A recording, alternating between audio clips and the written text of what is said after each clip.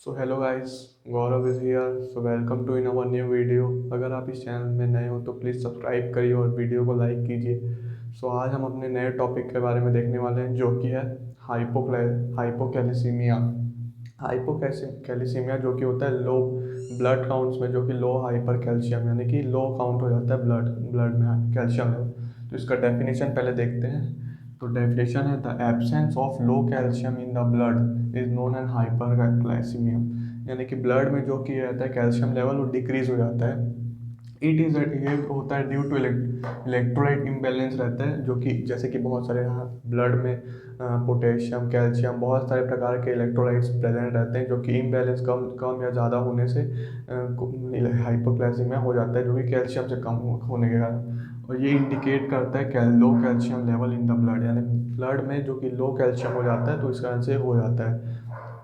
अब देखते हैं हम लोग नॉर्मल कैल्शियम लेवल जो कि ब्लड में कितना होना चाहिए। जैसे 9 से 11 mg पर डी एल।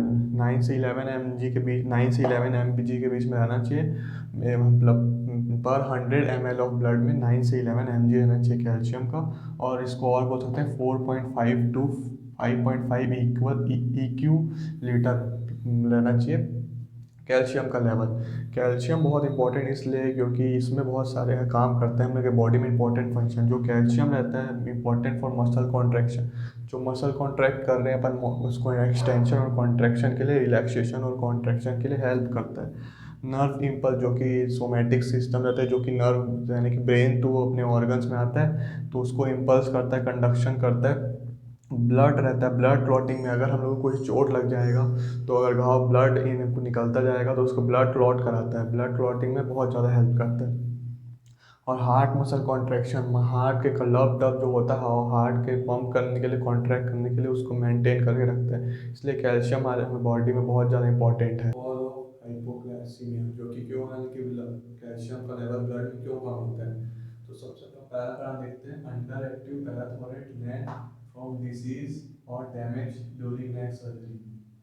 जो जो कि पैराथायरॉयड हार्मोन है जिसका डैमेज हो जाता है कोई भी कारण से, डिसीज के कारण से। और नेक सर्जरी में अगर कोई सीवियर नेक सर्जरी हुआ है और उसके कारण वो डैमेज हो जाता है, क्योंकि ये ऐसा रहता है, ऐसा ये ग्लैंड रहता है और ये थायराइड ग्लैंड के आस पास चार ग्लैंड रहता है। अगर इसमें से जो नेक के पास रहता है, तो अगर कोई डैमेज हो जाए तो ये भी डैमेज हो जाके कैल्शियम लेवल अपने बॉडी में कम हो जाता है।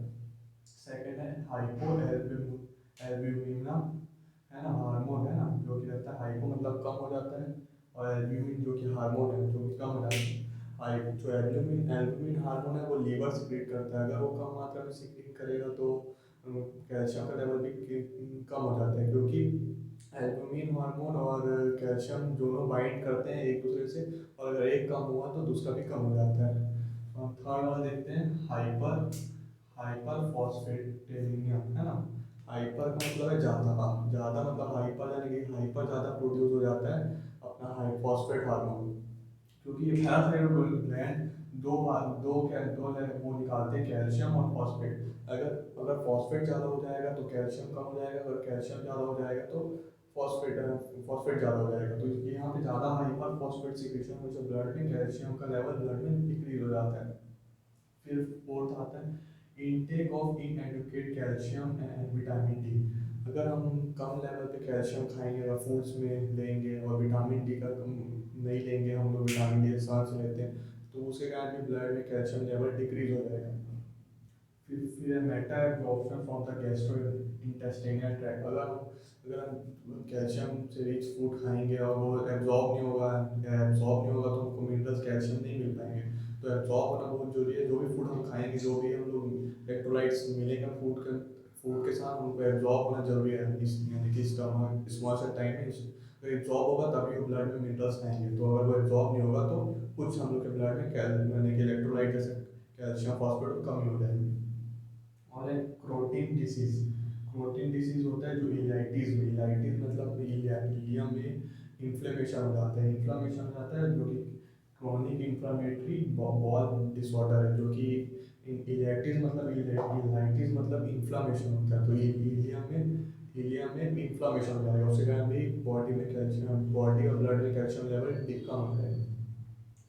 सीवियर बर्न होने, अगर हमारे कहीं बर्न हुआ और इन्फेक्शन हो गया तो उसके कारण भी कैल्शियम लेवल कम हो सकता है। फिर है पैंक्रियाटिटिस, ये भी है, ये पैंक्रियाज में अगर इन्फ्लामेशन है तो कैल्शियम डिपॉजिट होना चालू हो जाएगा। तो पूरा पूरा कैल्शियम बॉडी ब्लड का कैल्शियम पूरा पैंक्रियाटिक में इन्फ्लामेशन के कारण पूरा उसमें एक्यूमुलेट यानी कि जमा होने लगेगा, तो ब्लड में उस कारण से कैल्शियम लेवल उसमें डिक्रीज हो जाएगा। फिर किडनी किडनी फेलियर, अगर किडनी फेलियर हो जाएगा तो ज़्यादा से ज़्यादा कैल्शियम ना एक्सक्रीट करेगा यानी कि निकल जाएगा और बॉडी में कुछ भी नहीं बचेगा, तो कम कम किडनी का लेवल, कम कैल्शियम लेवल रहेगा बॉडी में, क्योंकि हम जितना भी हमारे बॉडी में बनेगा वो किडनी के थ्रू एक्सक्रीट हो जाएगा, यूरिन के थ्रू। तो किडनी फेलियर के कारण भी अपने बॉडी में कम कैल्शियम लेवल बन सकता है। Decrease level of Mg, magnesium. Magnesium जो कि रहता है वो रिक्वायर्ड रहता है फॉर प्रोडक्शन और release of parathyroid hormone. Magnesium क्या करता है कि भाई यानी कि हाइपोथायराइड में प्रोडक्शन का काम करता है और रिलीज ऑफ हार्मोन जो कि कैल्शियम हार्मोन है ना, उसको रिलीज करने और प्रोडक्शन करने के काम करता है। अगर वो नहीं रहेगा, अगर अगर Mg की कम हो जाएगा तो पैराथायराइड काम नहीं करेगा और पैराथायराइड के कारण कैल्शियम भी डिक्रीज हो जाएगा उसका लेवल, तो उससे भी हाइपोक्लाइसीमिया हो सकता है। फिर हम लोग अगला देखते हैं excessive alcohol leading to poor malnutrition. अगर वो अल्कोहल ड्रग्स वगैरह लेता होगा तो उसका माल न्यूट्रिशन है, उसका पूरा बॉडी का जो भी न्यूट्रिशन विटामिन है वो नहीं मिलेगा उसको, और तो उसके अनुसार कैल्शियम लेवल जायज़ है कि वो कम होगा अगर वो उसको अच्छे से फूड या मिनरल न्यूट्रिशन विटामिन नहीं मिलेंगे तो। फिर है बायोफॉस्फेनेट थेरेपी। अब ये थेरेपी रहता है जो कि जैसे कि ऑस्टियोपोरोसिस रहता है, ऑस्टियोपोरोसिस जो में प्रिवेंट करता है यानी कि बोन डेंसिटी को बढ़ाता है, कैल्शियम रहता है तो उसको अगर ज़्यादा दे देंगे तो कैल्शियम लेवल डिक्रीज हो सकता है उससे, क्योंकि बोन भी मेनली कैल्शियम से बना रहता है। अगर उसमें ज़्यादा हम लोग छेड़छाड़ ऊपर नीचे किए कम ज़्यादा तो कैल्शियम का लेवल कम हो सकता है और हार्मफुल भी इफेक्ट हो सकता है बोन्स और बॉडी में, कैल्शियम के कारण छेड़छाड़ करने के कारण ये ऑस्टियोपोरोसिस जो कि बोन को देते हैं वो कैल्शियम का रहता है। और उसको रहता है certain types of leukaemia and blood disorder. Leukaemia रहता है जो कि ब्लड कैंसर का ये टाइप है ल्यूकेमिया। तो उसमें अगर इसमें ब्लड कैंसर का रहता है उसमें डिसऑर्डर रहता है जो कि अगर इसमें से कम हुआ कैल्शियम लेवल तो फिर उसके बाद ये लाइसेस सिंड्रोम हो जाता है ब्लड में। लाइसेस सिंड्रोम मतलब ब्लड सेल टूटने चालू हो जाते हैं, लाइसेस मतलब टूटना होता है, तो ब्लड सेल टूटना चालू हो जाता है, ट्यूमर का ब्रेक डाउन हो जाता है और आफ्टर कीमोथेरेपी, क्योंकि ये कैंसर है एक टाइप का, तो अगर हम लोग ज़्यादा ही दवाई कीमोथेरेपी करेंगे तो ये लाइसेस होना चालू हो जाता है ब्लड सेल, तो कैल्शियम भी उससे कम हो जाता है। अब आता है टॉक्सिक शॉक सिंड्रोम। ये मेनली होता है यानी कि आफ्टर सर्जरी के बाद, सर्जरी के बाद मेनली होता है ये, है ना। और ये इसमें सुपर एब्जॉर्प्शन जो फीमेल यूज़ करते हैं टैम्फोन करके कोई बोलते हैं, वो अगर वो वेजाइना में इंसर्ट करते रहते हैं तो उसमें बहुत टाइम तक अगर वो इंसर्ट रहेगा तो उससे मॉइस्चर के कारण बैक्टीरिया होता है और ये सर्जरी के बाद होता है। तो और ये फीमेल में टैम्पॉन जो रहता है सुपर एब्जॉर्प्शन वो भी यूज़ करते हैं, तो उसके कारण मॉइस्चर के कारण बैक्टीरिया यानी कि प्रोड्यूस होता है। ये बहुत सारे और वूंड वगैरह जैसे कि कोई लग गया वहाँ पे मॉइस्चर आ जाता है तो वो भी बैक्टीरिया वहाँ से प्रोड्यूस होना चालू हो जाता है, तो वो उसका टॉक्सिक शॉक सिंड्रोम उसको बोलते हैं, उसके कारण भी कैल्शियम लेवल डिक्रीज होता है। और ये किडनी फेलियर तो अपन देख लेते हैं, किडनी फेलियर हो जाने के कारण अपना कैल्शियम लेवल यानी कि कम हो जाता है ब्लड में। ड्रग्स सच एज डायरेटिक्स जो कि रहता है किडनी का फंक्शन रहता है, डायरेटिक जो यूरिन एब्जॉर्प्शन और रीअब्जॉर्प्शन करता है, लेकिन कैल्शियम में अगर वो ज़्यादा से ज़्यादा यानी कि यूरिन को अगर एक्सक्रीट करने लगा यानी कि यूरिन के थ्रू बाहर आने लगा तो कैल्शियम का लेवल बॉडी में ब्लड में बिल्कुल कम हो जाएगा कैल्शियम लेवल, तो इससे भी बचाना बहुत ज़रूरी है। यूरिन के थ्रू अगर बाहर आए तो कैल्शियम चैनल ब्लॉकेज है, अगर कैल्शियम चैनल ब्लॉकेज अगर यूरिन कैल्शियम को अगर स्टॉप करने लगा तो उसके कारण फॉस्फेट का भी लेवल, जो कि फॉस्फेट और कैल्शियम दोनों पैराथायराइड्स के रिलीज होते हैं, दोनों एक दूसरा का यानी कि एक जैसे काम करते हैं, पैराथायराइड से रिलीज होते हैं, तो उसके कारण अगर थायराइड के कारण फॉस्फेट भी कम होगा तो कैल्शियम भी कम हो जाएगा, तो वो भी उसका भी लेवल ब्लड में उस कारण से कम हो सकता है। अब फिर उसके बाद है एस्ट्रोजन रिप्लेसमेंट थेरेपी जो कि बहुत सारे लोग कराते हैं, उसमें भी कैल्शियम लेवल थेरेपी और एस्ट्रोजन रिप्लेसमेंट थेरेपी से कैल्शियम लेवल बहुत कम हो सकता है। फिर आता है अपने पास फ्लोराइड्स कैसे रहता है, ये अपने डिक्रीज करता है कैल्शियम जो भी है एब्जॉर्प्शन रहता है मिनरल न्यूट्रिशन के थ्रू लेते हैं वो उसको, फ्लोराइड जैसे बहुत सारे बॉडी में बहुत ज़्यादा प्रेजेंट है तो वो डिक्रीज कराता है एब्जॉर्प्शन को, कैल्शियम एब्जॉर्प्शन को डिक्रीज करा देता है ब्लड। अब ये आगे देखते हैं ग्लूकोज और इंसुलिन। जैसा कि हम जानते हैं कि ग्लूकोज और इंसुलिन एंटागोनिस्ट रहता है, एक बढ़ता है तो एक कम होता है, लेकिन इंसुलिन अगर ज़्यादा बढ़ा है तो उसका कैल्शियम लेवल उसको मेंटेन करता है।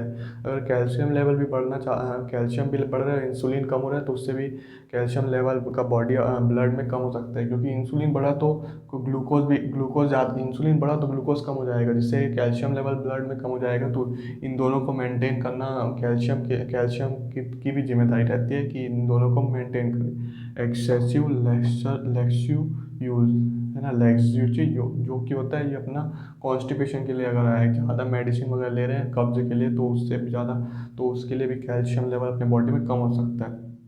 और मैग्नीशियम लीड्स, और ज़्यादा यूज़ करने का मैग्नीशियम को लीड्स टू भी हाइपोक्लाइसीमिया। ज़्यादा मैग्नीशियम भी है अपने ब्लड में, तो उससे कारण भी ब्लड में कैल्शियम लेवल डिक्रीज हो सकता है।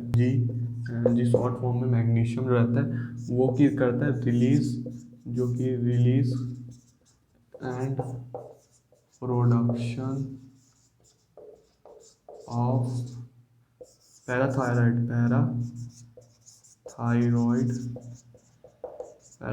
हार्मोन का रिलीज एंड प्रोडक्शन करता है। फिर ये जो पैराथायरॉयड में रहता है, पैराथायरॉयड हार्मोन, ये दोनों ये अपना ब्लड में calcium level Ca2+ and phosphate phosphate phosphate ion को रेगुलेट करता है। ये magnesium release and production of parathyroid hormone, release and production कराता है पैराथायरॉयड हार्मोन का। और ये पैराथायरॉयड हार्मोन फिर कैल्शियम और फॉस्फेट को रेगुलेट करता है ब्लड में। क्लिनिकल मैनिफेस्टेशन, इसका मतलब होता है जो भी हम लोग को इन्फेक्शन या इलनेस हुआ उसके कारण से हमको क्या क्या रिजल्ट मिलते हैं, जो जैसे कि एनजाइटी और इरिटेबिलिटी। एनजाइटी होता है मतलब बहुत ज़्यादा टेंशन होगा, इसके कारण बहुत ज़्यादा एक खुश नहीं रहेगा इंसान, बहुत ज़्यादा टेंशन में रहेगा। इरिटेबिलिटी यानी चिड़चिड़ा हो जाएगा, कुछ भी चीज़ से वो चिड़चिड़ाएगा और वो बहुत टेंशन रहने लगेगा। फिर अपना टेंटिनी मसल में जो रहता है, मसल का एक डिसऑर्डर है जिसमें मसल क्रैम्प्स आ जाएंगे, है ना, और स्पैमस होगा, यानी कि इनवॉलेंट्री कंट्रोल हो जाएगा मसल का। जैसे कि ये मसल से अपना वॉलेंट्री यानी अपन हम लोग इसको कंट्रोल कर सकते हैं, लेकिन इनवॉलेंट्री हो जाएगा, ये अपने से कंट्रोल होने चालू हो जाएगा। और अपने झटके महसूस होंगे, बहुत सारे ट्रीनियस के बोलते हैं शायद, झटका महसूस होगा, स्पैमस होगा, इनवॉलेंट्री कंट्रोल होगा। अब फिर आते हैं नर्वनेस एंड टिटलिंग पैराथेसिस। नर्वनेस मतलब सेंसेशन, जैसे कि कुछ भी हम लोग मार रहे हैं तो पता नहीं चल रहा है, कुछ भी हम लोग कर रहे हैं तो पता नहीं चल रहा है, यानी कि कोई सेंसेशन कोई पता नहीं चल रहा है। नर्वनेस यानी कि जीरो हो गया वो एरिया। फिर आता है increase and irregular heart rate का जो इरेगुलर या कम ज़्यादा होगा, बढ़ेगा, कभी कम ज़्यादा होगा, यानी कि अपने से कुछ भी होता रहेगा उस डिसीज के कारण। फिर देखते हैं high blood pressure. Heart rate का जैसे हार्ट रेट जब बढ़ेगा कम होगा तो हार्ट बीट भी यानी ब्लड प्रेशर कभी कभी ज़्यादा हो जाएगा, कभी कम, यानी कि अपने से कुछ भी होना लगेगा, इरेगुलरिटीज़ रहेंगे, कभी भी कुछ भी हो सकता है। हार्ट बढ़ रहा है, बीपी, हार्ट रेट बढ़ रहा है, बीपी बढ़ रहे हैं, प्रेशर बढ़ रहे हैं। फिर उसका जो भी रहता है इलनेस, जो भी इन्फेक्शन जो भी है उसमें है, तो उसका मेंटल स्टेटस चेंज हो जाए, यानी मेंटल स्टेटस चेंजेस होते रहेंगे थोड़ा देर में, कभी अच्छा लग रहा है, कभी ख़राब लग रहा है, कभी थोड़ा देर बाद में बोल रहा है अच्छा लग रहा है, कभी खुश है, कभी यानी कि एनजाइटी में है, इरिटेबिलिटी चिड़चिड़ापन में है, तो कभी भी उसका चेंज हो सकता है, बार बार चेंज होगा। माइपरटेटिव डीप टेंडन रिफ्लेक्सेस, जो ये टेंडन रिफ्लेक्सेस है जो कि बॉडी में जो चेंज होता है, जैसे टेंडन रिफ्लेक्सेस जो कि होता है वो इरेगुलरिटीज हो जाएगा उसके कारण, तो अपना वो भी बहुत सारे इलनेस है वो भी। देखते हैं क्लिनिकल मैनिफेस्टेशन में, जो कि है increased GI motility. GI motility मतलब गैस्ट्रो इंटेस्टाइनल मोटिलिटी, जो कि वो हिलना वगैरह, जो कि मोटिलिटी यानी मूव करना चालू हो जाता है। और इंड्यूसिंग डायरिया, अगर डायरिया को इंड्यूस कर रहे हैं अपन। फिर एब्डोमिनल क्रैम्पिंग, यानी जो पेट के आसपास के रीजन में उस पर क्रैम्प्स, यानी कि कुछ जकड़ने वाला जैसे फीलिंग आता है, वैसे यानी कि क्रैम्प्स आ जाते हैं, जो क्रैम्प्स लगता है एब्डोमन में, यानी कि पेट यानी स्मॉल इंटेस्टाइन के हिस्से में, जो कि जीआई मतलब गैस्ट्रो इंटेस्टाइन मतलब जो ये पेट वाले स्मॉल इंटेस्टाइन रीजन में, सब में प्रॉब्लम्स आती है। अब से लैरिंग्स इस गैस पंप है ना। इनके लैरिंग्स स्क्वैमस में जो कि रहता है अपना ये जो रहता है ये, फिर ये अपना ये थायराइड ग्लैंड, पैराथायराइड ग्लैंड, ये तो ये अपना ये हिस्सा है जो कि लैरिंग्स का हिस्सा है। लैरिंग्स में जो कि रहता है अपना साउंड बॉक्स भी बोलते हैं, उसमें अगर इन्फ्लाम यानी कि ये इनवॉलेंट्री हो जाता है, यानी कि आउट ऑफ कंट्रोल इनवॉलेंट्री हो जाता है।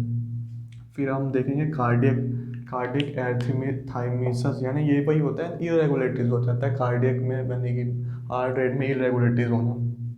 फिर आता है वॉस्टोकिस साइन, जो कि due to the enhanced neuro muscular irritability, और ये थियोट्रायोसिस साइन, ये जो साइन रहता है न्यूरो मस्कुलर, यानी कि जैसे कि अपन अपन कहीं पे अगर ब्लड प्रेशर ले रहे हैं, अगर ब्लड प्रेशर ले रहे हैं फिर उसका हाथ से, फिर अगर ब्लड प्रेशर लेने के बाद हाथ से कूद जाता है, फिर ऐसा ये यानी कि न्यूरो मस्कुलर वहाँ पे काम नहीं करता, वो पूरा मुरझा जाता है, उल्टा सीधा होता है। फेस पे ऐसा ले रहे हैं तो फेस पे टच करें तो इन्फ्लामेशन हो जा रहा है, न्यूरोमस्कुलर का उसका काम नहीं कर रहा है वहाँ पे उस रीजन में, और जो वो हो जा रहा है कुछ और हो जा रहा है, हाथ में कुछ और हो जा रहा है, साइन रहता है वो मस्कुलर जो कि न्यूरॉन्स का रहता है वो कंडक्शन वो कि पूरा तरीके से बंद हो जाता है, तो वो बिल्कुल वहाँ पे काम नहीं करता उस एरिया में, तो उस कारण से वो आ जाता है। इसके कारण क्लिनिकल मैनिफेस्टेशन, क्योंकि लो ब्लड कैल्शियम लेवल के कारण जो ये दोनों न्यूरो मस्कुलर इरेबिलिटी होता है।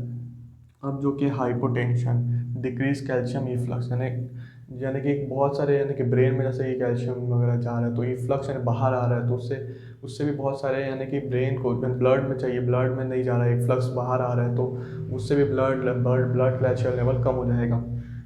हाइपर टेंशन जो भी कैल्शियम इफ्लक्स होता है। फिर उसके उसका बहुत सारा और भी बहुत सारे कारण है, जैसे कि हमारे पास ड्राई स्किन, स्किन में ड्राई हो जाता है, skin dry, inflammation, hyper pigmentation होता रहता है चेहरे वगैरह में, स्किन में, जो कि मेलानिन का ओवर प्रोडक्शन होता है, ओवर प्रोडक्शन जहाँ जहाँ पे मेलानिन होता है जो कि अपने स्किन को कलर देता है, उसके कारण हाइपर पिगमेंटेशन भी हो जाता है। और फिर डर्मेटाइटिस, यानी अपने स्किन का जो डर्मल लेयर, यानी कि डर्मल जो कि स्किन का लेयर, उसमें डर्मेटाइटिस यानी इन्फ्लामेशन और भी बहुत सारे प्रकार के प्रॉब्लम्स हो जाते हैं। फिर हमारे पास एसिजिमा जो कि है जिसका एक और नाम होता है पता नहीं मेरे को, लेकिन वो भी स्किन में का जो कि इचिंग वगैरह कॉज करता है, इचिंग बैक्टीरियाज का रहता है, स्टिकी इन्फ्लामेशन, जो कि लिखा भी है स्टिकी इन्फ्लामेशन, मतलब ईचिंग वगैरह स्किन के प्रॉब्लम होने लगते हैं। न्यूरोलॉजिकल सिम्टम्स जो कि न्यूरॉन से ब्रेन से रिलेटेड सिम्टम रहते हैं, जैसे कि देख सकते हैं अपन डिप्रेशन इंसान को डिप्रेस रहता है, जैसे खुद दुखी रहता है, हमेशा कुछ नहीं हो सकता, नेगेटिव में रहता है तो डिप्रेस रहता है ना, वो खुद को खुश रहता है, नेगेटिव में रहता है। पर्सनैलिटी चेंज, जैसे डिप्रेशन रहा तो पर्सनैलिटी उसका कभी भी चेंज होगा, कभी खुश होगा, कभी दुख होगा, कभी डिप्रेस्ड होगा, मतलब उसका पर्सनैलिटी एक जैसा नहीं रहेगा हमेशा, यानी कि चेंज होता रहेगा, कभी खुशी कभी गम, जो भी चेंज कर रहे हैं। फिर आता है सीजियोर मतलब आता है झटका, जैसे कि अपन ने वो ठंडी में जो कपकपाहट लगता है ना, वैसे सीजियोर जो कि झटका है, जो कि इलनेस यानी कि मैनिफेस्टेशन है, जो कि लो हाइपोकैल्शियम के कारण होता है।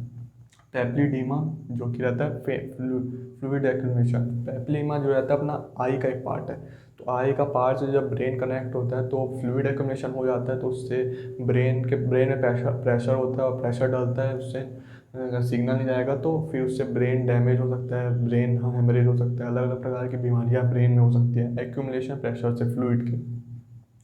अब हम आगे देखते हैं डेंटिया जो कि रहता है थिंकिंग डिसऑर्डर, जब इंसान कुछ सोच नहीं सकता अपने से, उसका यानी कि सोचने समझने की शक्ति चाहिए जाती है, जिसको एल्जाइमर डिसीज डिसऑर्डर भी बोलते हैं, जो कि डेंटिमिया होता है, जो कि सोच नहीं सकते अपन कुछ भी। फिर losing control over muscle involuntary हो जाता है, हाँ, जो कि अपना मसल रहता है, जैसे कि अपन मैं कॉन्ट्रैक्ट कर रहा हूँ, रिलैक्स कर रहा हूँ, तो वो सब जो वॉलेंट्री है, वॉलेंट्री मतलब मैं कंट्रोल कर सक रहा हूँ, अगर फिर वो अगर इनवॉलेंट्री हो जाता है मतलब मैं कंट्रोल नहीं कर सकता, अगर रिलैक्स कॉन्ट्रैक्ट को कोई भी मेरा कंट्रोल नहीं हो सकता। फिर हम देखते हैं डायग्नोस्टिक इवैल्यूएशन, है ना, इसमें है ईसीजी चेंजेस होते हैं, ईसीजी मतलब इलेक्ट्रोकार्डियोग्राफ, जो कि इलेक्ट्रोकार्डियोग्राफ मतलब हार्ट का जो ग्राफ रहता है, यानी कि PRS टी या टी वेव जो कि वो कम ज़्यादा होते रहता है, हार्ट से रिलेटेड है। फिर सीरम इन कैल्शियम जो कि रहता है 8.5, यानी कम हो जाता है कैल्शियम लेवल, 8.5 mg/dl हो जाता है, हम लोग के नॉर्मल लेवल में कितना होना चाहिए, 9 से 11 mg/dl तक होना चाहिए। फिर आपने देख सकते हैं लो प्लेटलेट्स काउंट, ब्लड में प्लेटलेट्स होते हैं, थ्रोम्बोसाइट्स को थ्रोम्बोसाइट्स ही बोलते हैं शायद, जो कि 3-3.5 लाख से 5 लाख रहते हैं पर ml में, तो वो प्लेटलेट्स कम हो जाता है। डिक्रीज इन पैराथायरॉयड हार्मोन, जो कि डिक्रीज हो जाता है पैराथायरॉयड हार्मोन, तो उसके कारण भी हम लोग का हाइपोकैल्सीमिया हो सकता है। अब हम देखते हैं फिर आगे changes in serum protein. Serum में बहुत सारे प्रोटीन रहते हैं जैसे कि एल्बुमिन, फाइब्रोजन, ग्लोबिन। सो एल्बुमिन हम लोग देखे थे, एल्बुमिन जो कि लीवर प्रोड्यूस करता है, उसमें देखे थे कि हम ये कैल्शियम साथ अटैच करता है और कैल्शियम के साथ रेगुलेट करता है। अगर एल्बुमिन कम होगा अटैचमेंट के लिए तो कैल्शियम लेवल कभी कम हो जाएगा। और फाइब्रोजन जो कि रहता है हम लोग के मेनली जो ब्लड में रहता है क्लॉटिंग के लिए, जैसे कुछ लग वग गया हो तो उसके लिए क्लॉट करता है, यानी कि ब्लड जैसे निकलता जाता है, अगर कुछ लग गया तो ब्लड निकलता है, तो फिब्रोजन थ्रेड लाइक स्ट्रक्चर बना के उसको स्टॉप करता है ब्लड को। और ग्लोबिन रहता है जो कि ये वो रहता है प्रोटीन जो कि अपने को बचाता है, जैसे कि बाहर से कुछ इन्फेक्शन एजेंट के थ्रू बचाता है। जो इम्यूनिटी रहता है हम लोग को, रोग प्रतिरोधक शक्ति, जो कि IgA और IgG मेनली रहता है। तो इन लोग ये हार्मोन्स रहते हैं, दोनों ये 3 प्रोटीन्स रहते हैं, तो ये बहुत काम होता है। एल्बुमिन कैल्शियम से अटैच होने का मेन काम करता है, वो कैल्शियम के रेगुलेट होने में बहुत ज़्यादा हेल्प करता है। हाइपोक्लाइसीमिया को किस तरह से ठीक कर सकते हैं, मेडिकल मैनेजमेंट जो कि ठीक कर सकते हैं, इसको कैसे कैसे। Hypoglycaemia varies over the cause and longevity and severity. Hyperglycaemia को ज़्यादा डिपेंड किस चीज़ पे करता है ना, बहुत टाइम जैसे 2-3 साल से चल रहा है तो बहुत ज़्यादा आपके लिए हार्मफुल है। और सीवियर मतलब कितना ज़्यादा खतरनाक है, कितना ज़्यादा हाई करने यानी कि लास्ट कंडीशन में पहुंच चुका है, उससे भी डिपेंड करता है कि दोनों लॉन्गेविटी कितना दिन हो चुका है, यानी कितने साल हो चुके हैं, और कितना ज़्यादा सीवियर यानी कितने ज़्यादा खतरनाक है। फॉर माइल्ड क्रॉनिक हाइपोग्लाइसीमिया, अगर हम लोग को यानी कि थोड़ा बहुत है ग्लाइसीमिया यानी कि थोड़ा माइल्ड है यानी कम है, तो ओरल कैल्शियम सप्लीमेंट ले सकते हैं, जिसमें विटामिन डी को ले सकते हैं या नहीं भी ले सकते, विटामिन डी जरूरी नहीं है। ओरल कैल्शियम यानी कि माउथ यानी कि ले सकते हैं calcium supplement 1 to 2 hour of, यानी कि एक खाने के 1-2 घंटे बाद, दिन नहीं घंटे के बाद अपन मील के बाद ले सकते हैं और कैल्शियम का सप्लीमेंट। अगर जिन पेशेंट को एक्यूट और सीवियर हाइपोक्लाइसीमिया है, जिनको यानी कि बहुत ज़्यादा सीवियर यानी कि बहुत ज़्यादा, हाँ बहुत लास्ट से बहुत ज़्यादा बढ़ गया है, उसको इंट्रावेनस कैल्शियम और ग्लूकोज और कैल्शियम का इंट्रावेनस कैल्शियम ग्लूकोज देते हैं। और अगर उनको कैल्शियम क्लोराइड देते हैं, अगर कार्डियक अरेस्ट आता है तो उनको कैल्शियम क्लोराइड देते हैं। कैल्शियम क्लोराइड उनको ज़रूरी हो जाता है कार्डियक अरेस्ट के लिए। अगर वो सीवियर हुआ तो इंट्रावेनस कैल्शियम एंड ग्लूकोज का देते हैं। फिर आता है calcium carbonate is used in initial. Calcium carbonate बताया, जो कि कैल्शियम कार्बोनेट का सप्लीमेंट लेते हैं, यूज्ड इन इनिशियल स्टेज है ना, स्टेज ऑफ हाइपोक्लाइसीमिया। इनिशियल स्टेज में कैल्शियम कार्बोनेट लेते हैं इनिशियल स्टेज में, जो कि रहता है ये रहता है OS, मतलब हाइपोक्लाइसीमिया है ना, OSCL हाइपोक्लाइसीमिया, जो कि रहता है टैबलेट रहता है 250 से 500 mg का। इसका डोसेज रहता है 1 to 2 ग्राम। और पीओ मतलब होता है यानी कि माउस से लेते हैं, यानी सप्लीमेंट के थ्रू माउस लेते हैं। और टाइट का मतलब होता है 3 टाइम्स लेना पड़ता है माउथ के थ्रू। और कैल्शियम कार्बोनेट है ना, विटामिन डी के लिए हम लोग, विटामिन डी अगर किसी को बहुत विटामिन डी की भी ज़रूरत है तो कोलेस्ट्रॉल रहता है, जो कि 2.5 से 0.5 mg तक रहता है पर कैप्सूल रहता है कैस्ट्रॉल, जो कि विटामिन डी के लिए जिसको चाहिए, जिसको सीवियर यानी कि बहुत ज़्यादा हाई लेवल पे विटामिन डी का डिफिशियंसी उसको देते हैं ये कैप्सूल। और अगर हमको इससे बचना है तो हम लोग ज़्यादा से ज़्यादा मिल्क और डेयरी प्रोडक्ट्स ले सकते हैं, इससे यानी कि इसको फिर खाने से ये ठीक हो जाएगा और ज़्यादा यानी कि हाई लेवल पे नहीं होगा। सो अगर आपको और भी कोई जानकारी हाइपोक्लाइसीमिया में चाहिए तो कमेंट कीजिए, प्लीज़ लाइक करिए, सब्सक्राइब कीजिए एंड फॉलो कीजिए इंस्टाग्राम में। So thank you, have a nice day, जय हिंद।